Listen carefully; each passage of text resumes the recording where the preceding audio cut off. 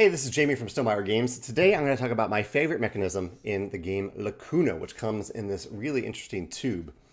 Actually, it's not just interesting, it's a really well-designed tube because it plays into the setup for the game. So everything is held inside this tube here, and you can see there's a little hole right there. So this hole helps you actually remove this part of the lid and pull out things like the instructions and the bag of metal tokens and the board itself, which is not a board, but a piece of fabric here that you put on the table. And as well, there's a ruler in the game that you can use at certain times. All of that is contained in here.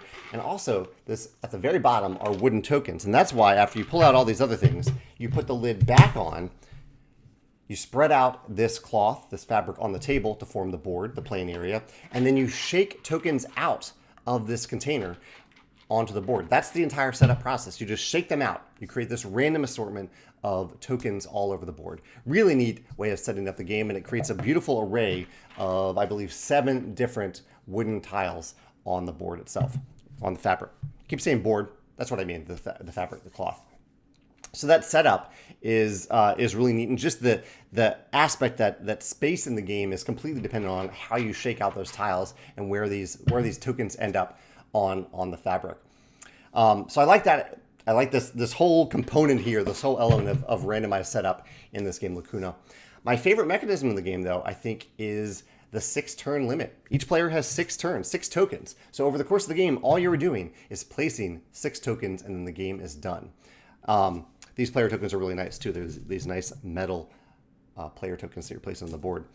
What you're doing with them is you're placing them on the board in certain places so that you can immediately pick up 2 tokens, and also you're positioning these tokens so that at the end of the game, your tokens that you've placed, the 6 turns you've taken, the 6 tokens, are closer to more wooden tiles than the other player, and not just more wooden tiles in general, but ideally more wooden tiles of specific colors, because to win the game, you need to have more tokens in 4 different categories, so 4 different types of tokens than the other player. As I said, there are 7 types of tokens, so there shouldn't be a tie.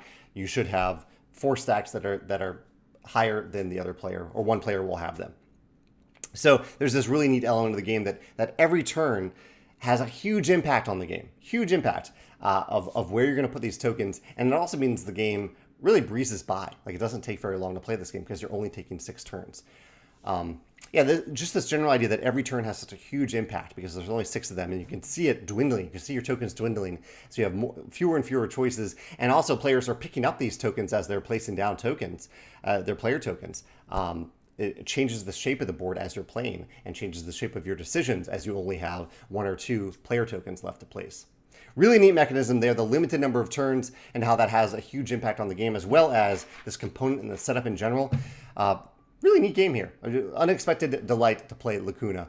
Those are my thoughts on the game. If you can think of any other games that use a clever way of setting up the game, or where the tight turn limit really plays into some interesting decisions and tense and difficult decisions in the game, let me know in the comments below. Thanks.